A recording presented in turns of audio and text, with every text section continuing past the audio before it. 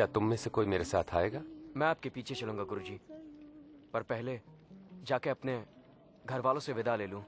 जो कोई अपना हाथ हल पर रखकर पीछे देखता वो परमेश्वर के राज्य के योग्य नहीं।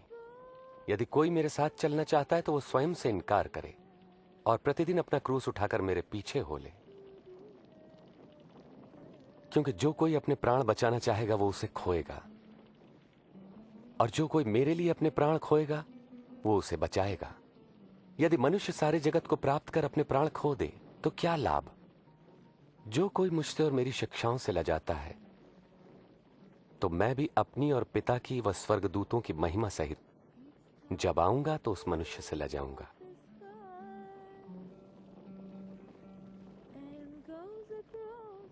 सच कहता हूं, यहां कुछ ऐसे भी हैं कि जब तक परमेश्वर का राज्य न देख ले मृत्यु नहीं देखेंगे।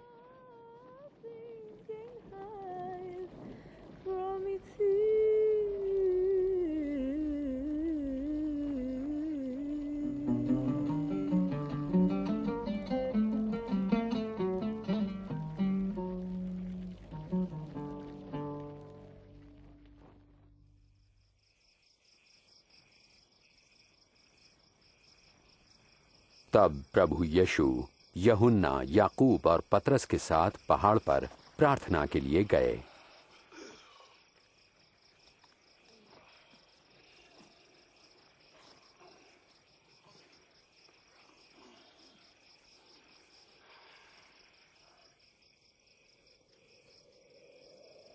प्रार्थना के दौरान उनके चेहरे का स्वरूप बदल गया और वस्त्र सफेद होकर जगमगाने लगे।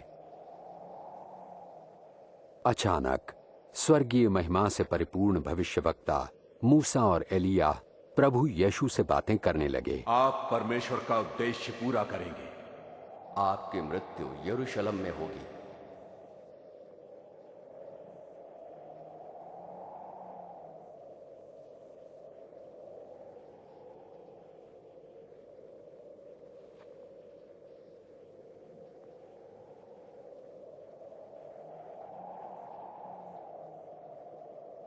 जाते समय पतरस ने प्रभु यीशु से कहा, स्वामी,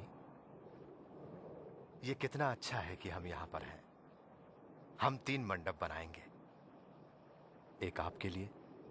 पतरस ये कह ही रहा था कि एक बादल ने उन्हें घेर लिया और शिष्य डर गए और बादलों से आवाज आई, ये मेरा पुत्र है जिसे मैंने चुना है, इसकी सुनो।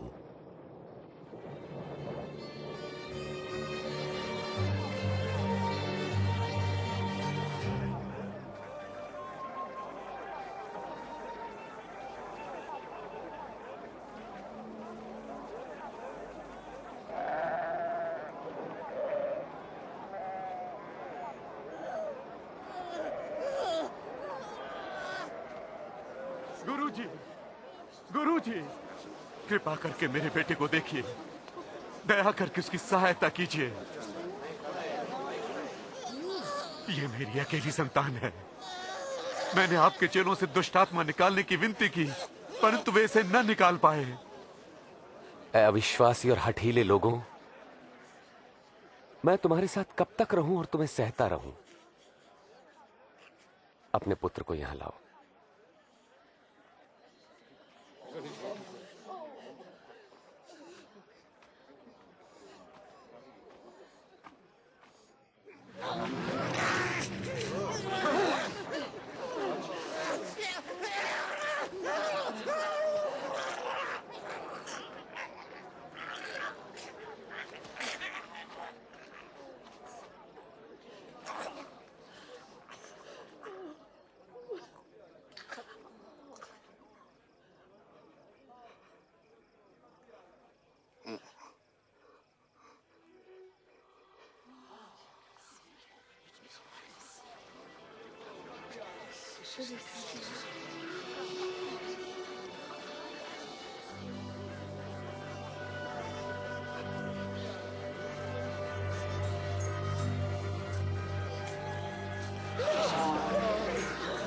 अरे इसका चेहरा भी ठीक हो गया।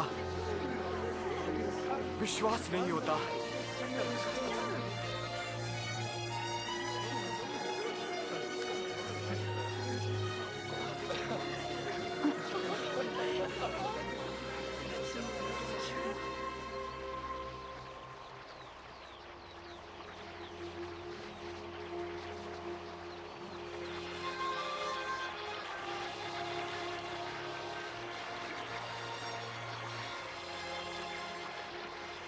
हमें प्रार्थना करना सिखाएं, जैसे यूहन्ना ने अपने शिष्यों को सिखाया।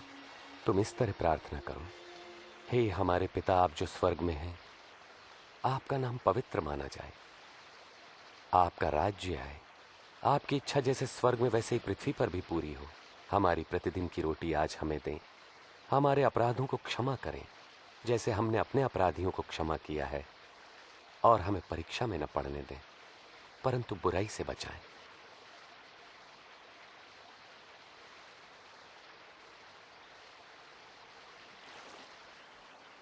मांगो तो तुम्हें दिया जाएगा, ढूंढो तो तुम पाओगे, खटखटाओ तो तुम्हारे लिए द्वार खोला जाएगा।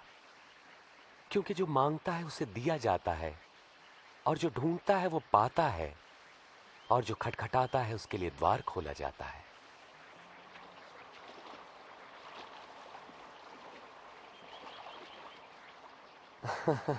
तुम में से ऐसा कौन पिता होगा जो अपने पुत्र को रोटी मांगने पर पत्थर देगा या पानी मांगने पर उसे जहर देगा? जब तुम बुरे होकर अपने बच्चों को अच्छी वस्तुएं देना जानते हो, तो तुम्हारा परम पिता परमेश्वर अपने मांगने वालों को पवित्र आत्मा क्यों न देगा?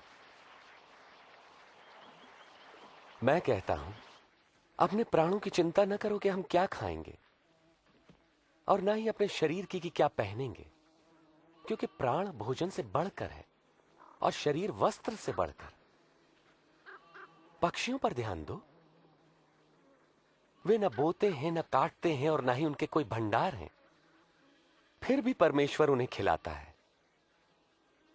और तुम तो पक्षियों की तुलना में कहीं बढ़कर हो।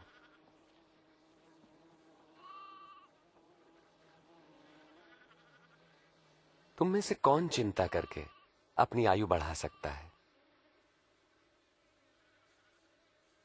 जब तुम ये छोटा सा काम नहीं कर सकते तो बाकी चिंता क्यों करते हो? इन फूलों को देखो, ये कैसे बढ़ते हैं। वे किसी तरह का परिश्रम नहीं करते। राजा सुलेमान इनमें से एक के समान भी सुंदर वस्त्र न पहन सका। यदि परमेश्वर मैदान की घास को सजाते जो आज है और कल आग में झोंकी जाएगी, तो निश्चय ही वो तुम्हें भी वस्त्र पहनाएंगे। हे अल्पविश्वासियों, हमारे विश्वास को बढ़ाएं। यदि तुम्हारा विश्वास राई के दाने के बराबर भी होता तो तुम इस पेड़ से कहते कि जड़ से उखड़कर समंदर में जा लग, तो ये तुम्हारी बात मान लेता।